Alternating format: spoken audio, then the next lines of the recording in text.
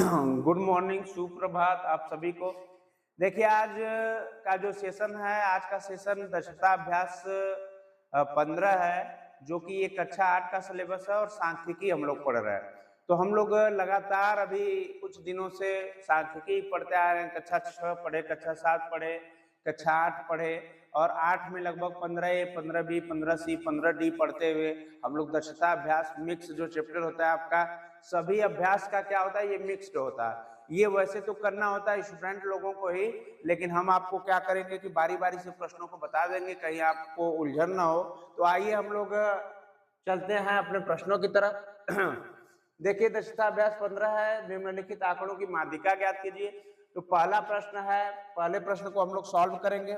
देखिए पहला प्रश्न जो है आपका, आपके बोर्ड पे है 23, 20, 22, 19, 17, 22, 14, 16, 15। मैं बोल रहा हूं कि इसको सॉल्व करने से पहले या तो आरोही में लिखिए या तो अवरोही में लिखिए। तो आरोही में लिखना सबसे अच्छा होता है, क्योंकि नीचे से ऊपर जाने में अच्छा लगता है, ऊपर से नीचे आने में आप क्या करते हो कि जीवन में भी कुछ लोग सोचते हैं कि मैं हमेशा ऊपर बैठूं, बात समझते हैं। कभी कभी आपको कुर्सी नसीब नहीं मिलेगी, कहाँ जाएंगे, जमीन पे। तो आपको बड़ा गिल्टी फील होगा कि हम कहाँ से कहाँ आ गए। गाना भी बना है कई ठो, आप लोग उसको सर्च करते रहिएगा। तो आप जब नीचे से ऊपर जाते हैं तो आपको बड़ा खुशी मिलती है। एक व्यक्ति जीवन में अपने गरीब होता है, आज मान लीजिए उसके पास 1000 रुपये भी नहीं है, और कल उसके पास 1 लाख हो गया, परसों उसके पास 1 करोड़ हो गया, अरब हो गया, खरब हो गया, उसके पास पैसे बनते गया, वो अमीर होते गया। लेकिन आज जिसके पास खरबों रुपया पड़ा है और 10 दिन के बाद क्या होगा, उसके पास एक भी पैसा नहीं रहेगा। तो यही क्या होता है, ऊपर से नीचे और नीचे से जाने में ऊपर फर्क पड़ता है। तो आप हमेशा क्या करिए, अपने से नीचे रहिए लेकिन ऊपर की ओर देखिए। तो आरोही क्रम जो होता है बेस्ट होता है सांख्यिकी में। तो हम लोग क्या करेंगे कि यहाँ पे देखिए आरोही है, तो सबसे छोटा कौन सा है, सबसे छोटा 14 है, 14 के बाद 15 के बाद 16 के बाद 17 के बाद 19 के बाद 20 के बाद 22 के बाद 23 के बाद, बस। अच्छा 22 2 बार है, हाँ तो 2 बार है तो उसको लिखिए 2 बार, ठीक है।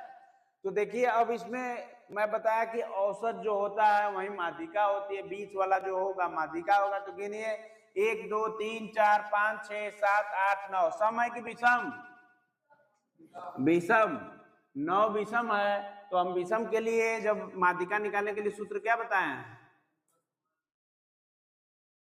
n+1/2 वहां पद, यही ना बताया जी। तो n का मान कितना है, 9 है। तो 9 को क्या करेंगे, 9 + 1/2, 10/2, 2 से काटेंगे 5 बार में वहां पद, 5वां पद। तो इसमें गिनिए 1 2 3 4, 5वां पद क्या है, 19। तो यहां लिख लीजिए 5वां पद का मान क्या होगा, 19। यही आपका आंसर है, नोट कर लीजिए। चलिए आपका दूसरा क्वेश्चन हम लोग हल करते हैं। दूसरा क्वेश्चन है 2 4 6 8 10 12 14 16 18, इसको आरोही क्रम में लिखिए। 2 4 6 8 10 12 14 16 18, ये पहले से ही लिखा हुआ है। अब इसमें क्या करना है, हम लोगों को निकालना है, क्या करना है, माध्यिका निकालनी है। तो 1 2 3 4 5 6 7 8 9, ये भी 9 है, n का मान क्या हो गया, 9। तो हम आपको विषम के लिए, विषम है 9, तो इसके लिए सूत्र बताए थे n+1/2 वहां पद, ये भी माध्यिका बराबर होगा। तो माध्यिका बराबर 9 + 1/2 वहां पद हो जाएगा, और ये क्या हो जाएगा 10/2, 2 पंजे 10, 5 वहां पद हो जाएगा। 5 क्या हो गया वहां पद, तो 5 वापस क्या है इसमें वैल्यू, गिनिए 1 2 3 4 5, तो ये क्या हो गया 10। बात समझ रहे हैं कि नहीं समझ रहे हैं। ये दूसरा क्वेश्चन है आपका, इसको भी नोट कर लीजिए।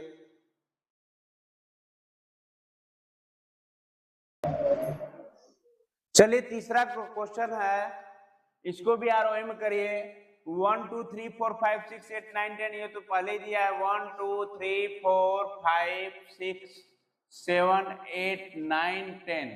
चलिए इसको हम क्या करते हैं, गिनते हैं। 10 है तो 10 क्या है बेटा, सम है। n का मान क्या हो गया, सम हो गया। तो सम के लिए हम क्या लिखवाए थे सूत्र, माध्यिका बराबर सम के लिए n/2 वापद प्लस n/2 प्लस 1 वापद अपान 2 तो देखिए n/2 10/2 करेंगे तो क्या हो जाएगा, 5वां पद हो जाएगा। तो ये 5वां पद लिख लीजिए।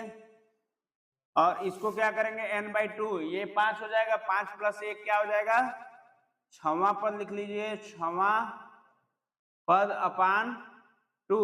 5वां पद क्या है बेटा, 1 2 3 4 5, 5 लिख लीजिए। और 6वां पद 6 अपान 2 कर दिए, 6 5 11/2। 11 में 2 का भाग देंगे तो क्या आएगा, 2 × 10, 2 × 10, 5.5। तो यही आपकी माध्यिका क्या हो गई, माध्यिका बराबर 5.5 आ गई। तो यहाँ पर लिख सकते हैं 5.5। ठीक है, ये आपके तीसरे क्वेश्चन का प्रश्न है पहले के, तो आप नोट कर लीजिए।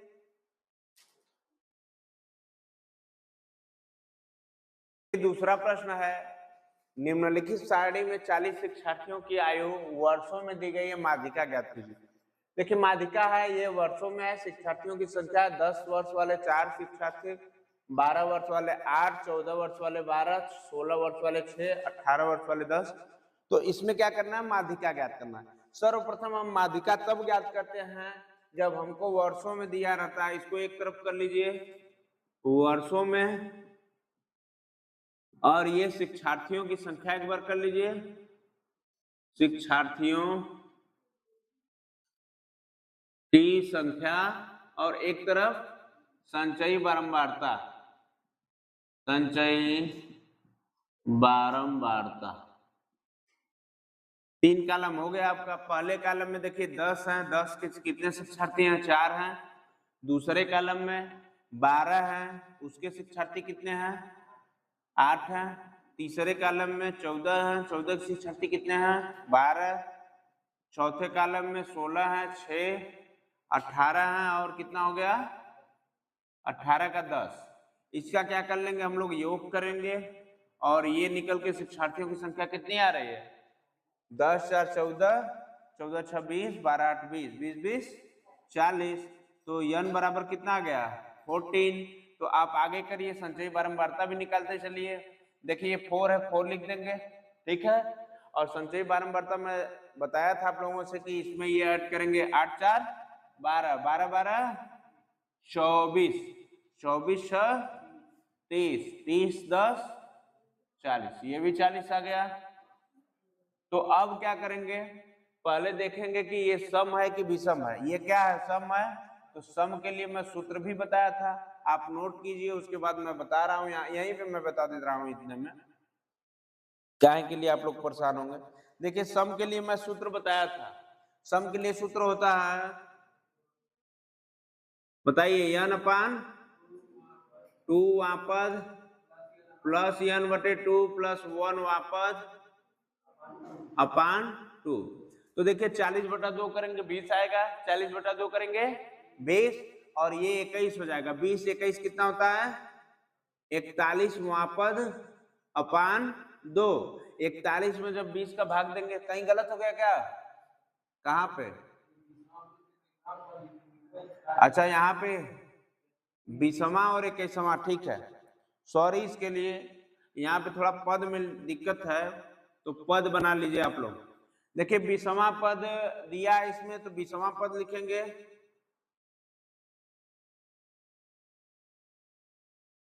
बीसवां पद, और यहाँ पे क्या लिखेंगे, 21वां पद।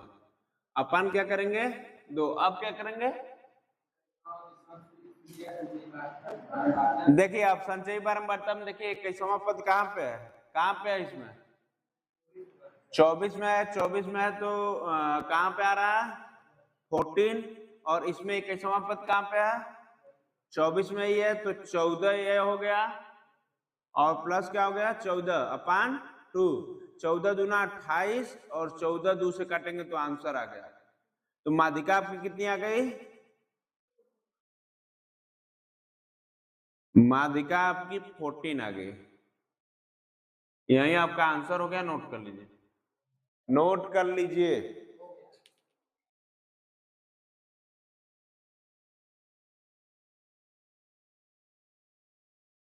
देखिए तीसरा क्वेश्चन है, तीसरा क्वेश्चन है निम्नलिखित आंकड़ों का बहुलक ज्ञात कीजिए। बहुलक मतलब हम बताए थे जिसकी बारंबारता सबसे ज्यादा बार आएगी वहीं आपका क्या हो जाएगा, बहुलक हो जाएगा। तो पहले क्वेश्चन को जब हम सॉल्व कर रहे हैं तो पहले क्वेश्चन में देखिए 1 है, 3 है, 5 है, 5 5 4 6। इसमें आपको दिख रहा है कि जिसकी आवृत्ति 3 बार है सबसे ज्यादा होगी वही क्या हो जाएगा, बहुलक हो जाएगा। तो 5 की बारंबारता क्या हो रही है, 5 की बारंबारता अन्य के सापेक्ष ज्यादा है। ज्यादा का मतलब 3 लिख लीजिए, 3 बार ज्यादा है, इसलिए बहुलक क्या हो जाएगा, 5 हो जाएगा।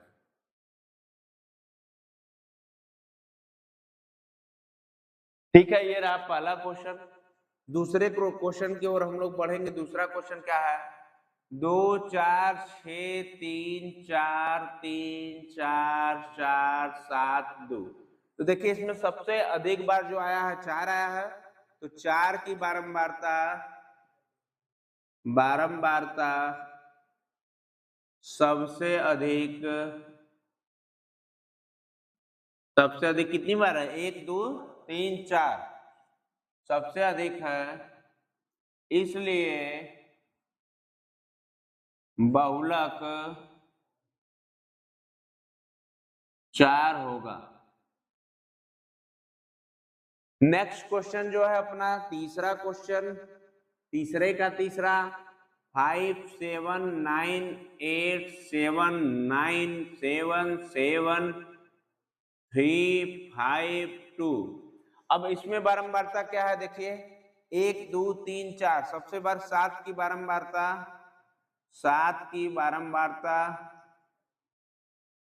सबसे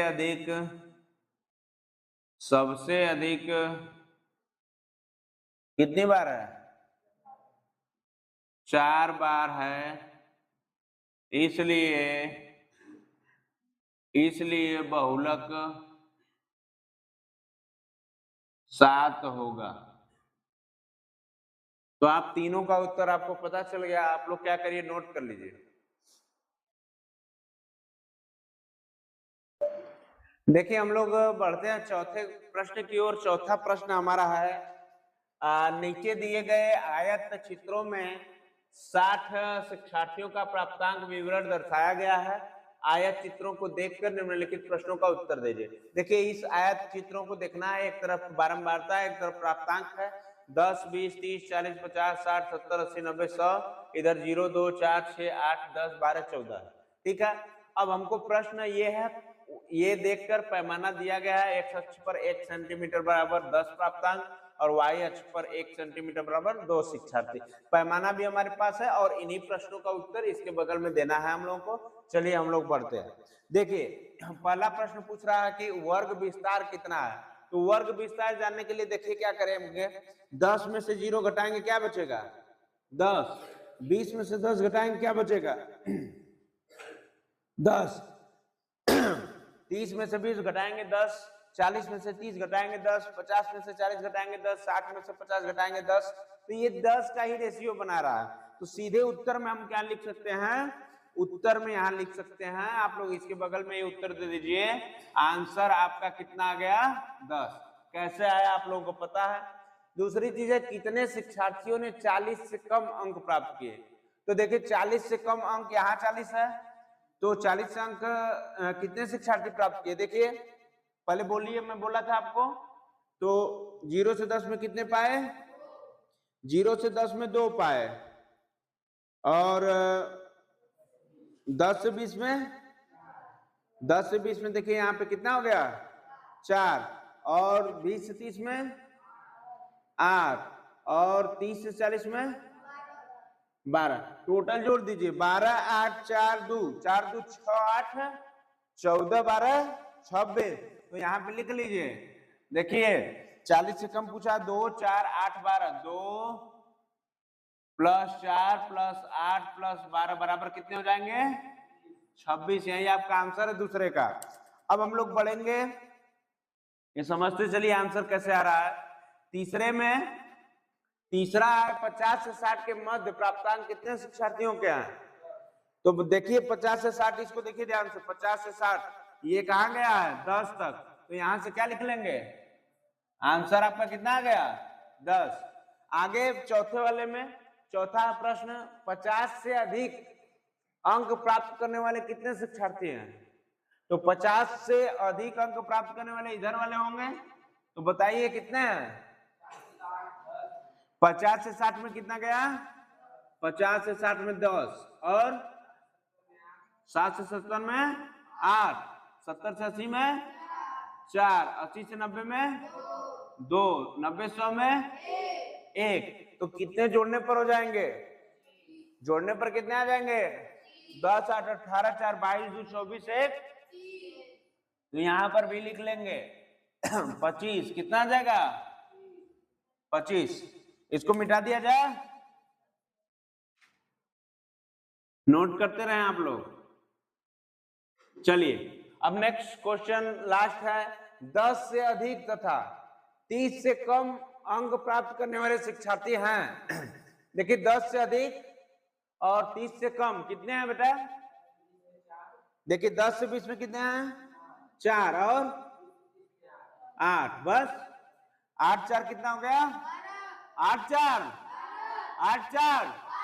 तो यहाँ क्या आ जाएगा, यहाँ क्या आ जाएगा, गलत पर बोलोगे मामलों से अंजाम थोड़ी है, गलत पर बोलोगे मामलों से अंजाम थोड़ी है। जी हजूरी की जंजीर पहने आवाम थोड़ी है, जी हजूरी की जंजीर पहने आवाम थोड़ी है। आखिर हम अपने इल्म से कैसे करें समझौता, हम कलमकार हैं हुकूमत के गुलाम थोड़ी है, हुकूमत के गुलाम थोड़ी है। तो ये रहा आपका पॉलिटिकल और टीचर पावर। चलिए हम लोग पांचवें प्रश्न की ओर बढ़ते हैं। पांचवा प्रश्न है, किसी कक्षा के 30 शिक्षार्थियों ने गणित में निम्नलिखित अंक प्राप्त किए, कौन कौन से, 25 22 28 30 35 25 20 42 45 48 41 42 25 23 35 36 37 38 30 21 25 23 28 25 25 24 23 48 29 30। ये एक बस गिनना है हम लोगों को, कोई 30 ठो है कि नहीं, क्योंकि ये 30 शिक्षार्थी हैं। 5 के वर्ग के अंतराल के आंकड़ों की बारंबारता सारणी बनाइए। पहला वर्ग अंतराल 20 से प्रारंभ हो। देखिए हम लोग ऐसे प्रश्नों को बहुत सॉल्व किए हैं, इसलिए ज्यादा चर्चा न करते हुए आगे बढ़ेंगे। चर्चा ये है कि 5 के वर्ग अंतराल और 20 से प्रारंभ भी होनी चाहिए। तो 20 से प्रारंभ करने के लिए 20 से 25, 25 से 30 से 35 से 35 से 40 से 45 से, जरूरत है 45 से 50। टैली मिलान चिन्ह। अब देखिए 20 से 25 के बीच कितने आ रहे हैं 6, तो लिख लीजिए 1 2 3 4 5 6। बारंबारता कितनी हो जाएगी 25 से 30 में 1 2 3 4 5, 1 2 3 4 9 हो गया। नेक्स्ट 30 से 35 में 3, 1 2 3, यहाँ पे क्या हो जाएगा 3। 35 से 40 में 35 से 40 में कितने हैं 5, 1 2 3 4 5।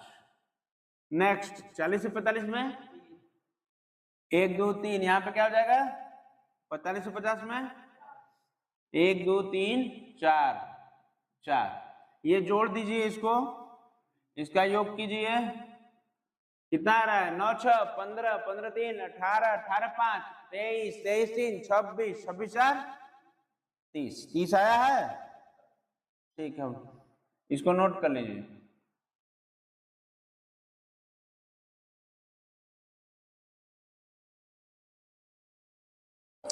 देखिए छठवां प्रश्न है किसी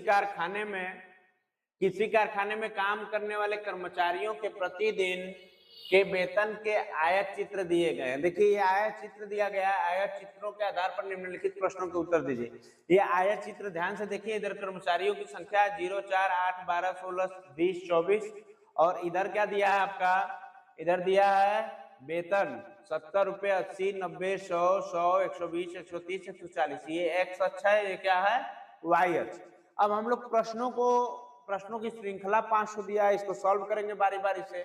आइए, हम लोगों के पास जगह कम है, इसीलिए हम लोग पहले प्रश्न का उत्तर यहाँ पे लिखते हैं। 70 से 80 के मध्य वेतन पाने वाले कर्मचारियों की संख्या कितनी है? देखिए 70 से 80 के मध्य कितने पाएंगे, 8 कर्मचारी ऐसे हैं कि जो वेतन पाएंगे।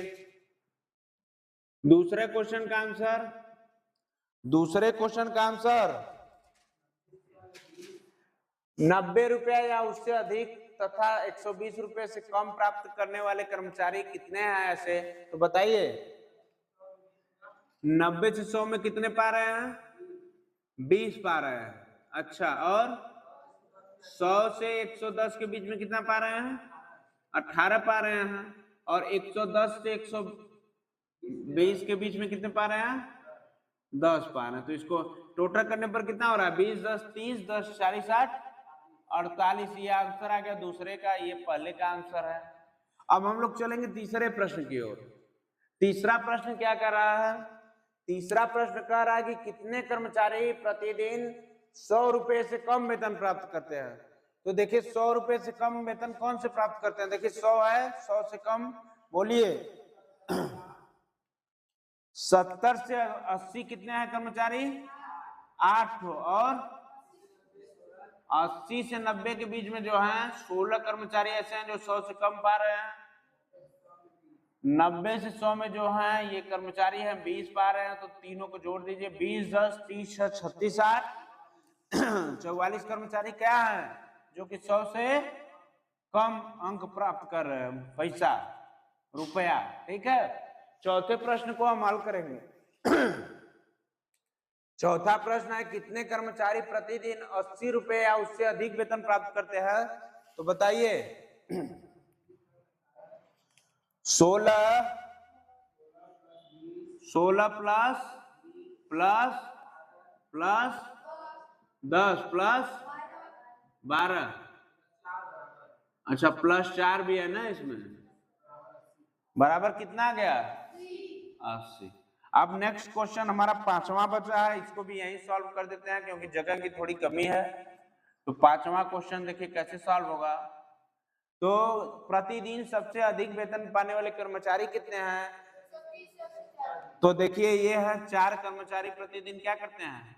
130 से 140, चार कर्मचारी हैं, 4 कर्मचारी जो कि अधिक वेतन पाते हैं।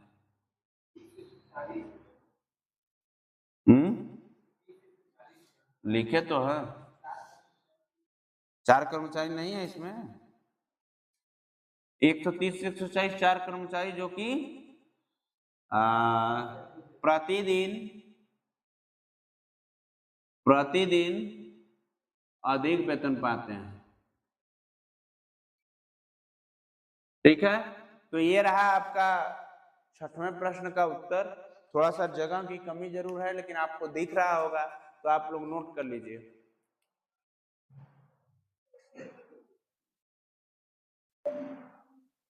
आइए 7वां प्रश्न है हमारे पास। 7वां प्रश्न ये है कि 50 परिवारों का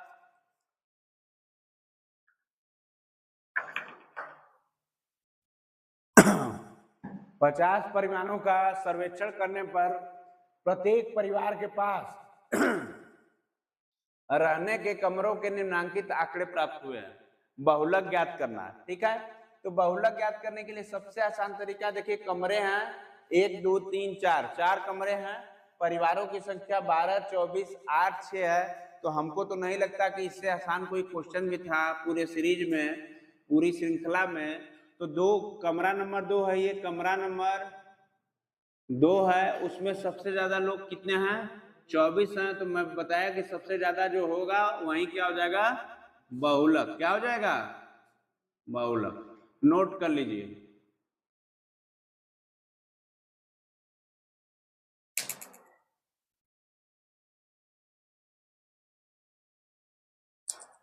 देखिए 8वां प्रश्न है, निम्नांकित सारणी से माध्यिका ज्ञात करना है। तो माध्यिका प्राप्तांक और बारंबारता दिया है 33, 34, 35, 36, 37 और 2, 3, 4, 5, 1 दिया है। तो इसको देखिए कैसे सॉल्व करेंगे। एक तरफ लिख लिए 33, 34, 35, 36, 37, ये तो प्राप्तांक पाने वाले हैं। बारंबारता इनकी कितनी है, 2, इसकी 3, इसकी 4 और 36 की 5 और 37 की 1। संचयी बारंबारता में आप लोग जानते हैं कि ये जुड़ता है क्रम, तो यहाँ पे 2 होगा तो 2, 3, 5, 5, 4, 9, 9, 5, 14, 1, 15।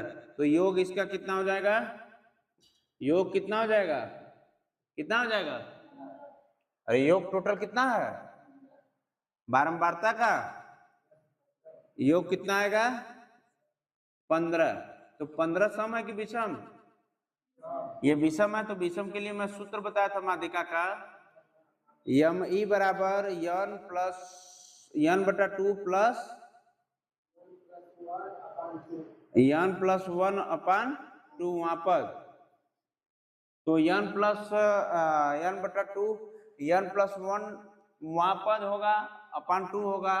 तो ये 15 प्लस 1 क्या हो गया 16 अपान 2। तो ये क्या हो जाएगा 8वां पद, क्या हो जाएगा, ये माध्यिका हमारी है। तो इसको नोट कर लीजिए।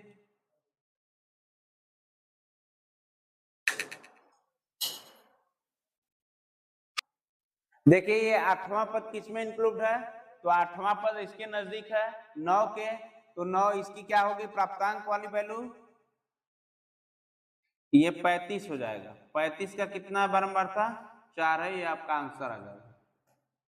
ठीक है, इसको नोट कर लीजिए।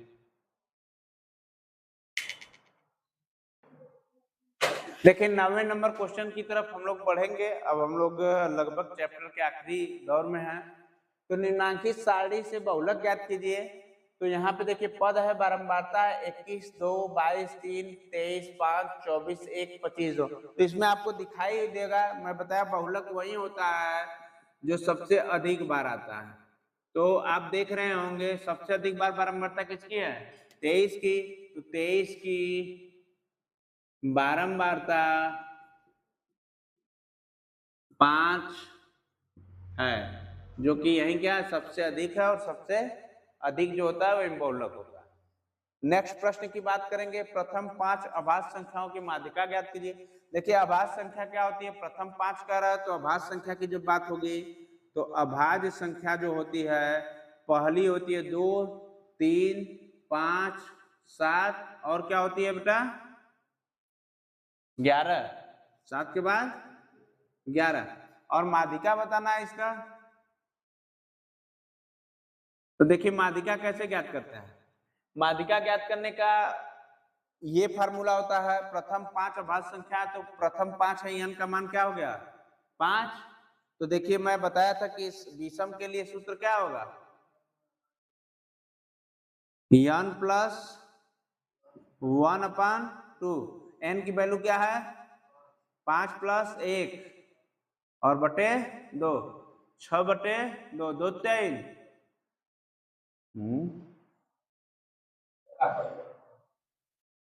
ये 3 हो गया 3वां पद। तो इसमें देखिए 3वां पद कौन सा है, 3वां पद कौन सा है, 3वां पद 5 है। तो आप इसको 5 लिख दीजिए, यही आपका क्या हो गया माध्यिका। तो ऑप्शन नंबर क्या जाता है, ऑप्शन नंबर ये सी जाता है, ग को 5.0। तो ये चैप्टर आज आप लोगों का दक्षता अभ्यास 15 समाप्त हुआ, जो कि कक्षा 8 का मैं आपको बारीकी से सभी 15A, 15B, 15C, 15D सांख्यिकी का परिचय दक्षता अभ्यास पढ़ाते हुए चला हूँ और ये चैप्टर समाप्त हुआ। तो नजरें मैं अपनी झुका कर नहीं आऊंगा, जिल्लत का बोझ कभी सर पर उठा कर नहीं लाऊंगा। वादा रहा तुमसे मेरे घर के आईनों, मैं चेहरे पर कभी कोई दाग लगा कर नहीं आऊंगा, कभी दाग लगा कर नहीं आऊंगा। इसी के साथ हम अपनी वाणी को विराम देते हुए मैं उम्मीद करता हूं कि आप लोगों को क्लास जरूर अच्छी लगती है, और जब आप लोगों को क्लास हमारी अच्छी लगती है तो आप लोग करेंगे क्या कि एक लाइक, सब्सक्राइब और शेयर कमेंट करते रहें। आप सभी को तहे दिल से मेरा धन्यवाद।